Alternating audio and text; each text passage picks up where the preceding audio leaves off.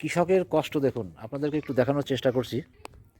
দেখতে পাচ্ছেন কৃষক নিজে হাতে এই জমিতে চাষ করেছিল মরিচ। মরিচ ক্ষেতের কাছে আপনাদের নিয়ে যাচ্ছি। দেখুন মরিচ ক্ষেতের পাশে এই যে প্রচণ্ড বন্যায় এবং বৃষ্টির দরুন এই মরিচ ক্ষেতের অর্ধেকটা প্রায় ভাঙনে চলে এসেছে। তো এদের পরিশ্রমটা আসলে সফল এখনও হয়নি, যদিও মরিচের দাম এখন অনেক বেশি।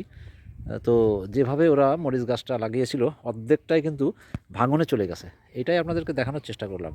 তো মরিচ গাছ যতটুকু অবশিষ্ট আছে খুব ভালো ফসল হয়েছে, হয়তো কিছুটা তাদেরকে লসটা পোষায় যাবে।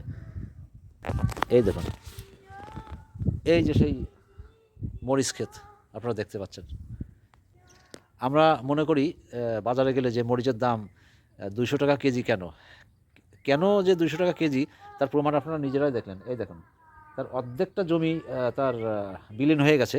আর যতটুকু অবশিষ্ট আছে এ থেকে যদি এরকম দাম সে না পায় তাহলে তার সংসারটা কীভাবে চলবে?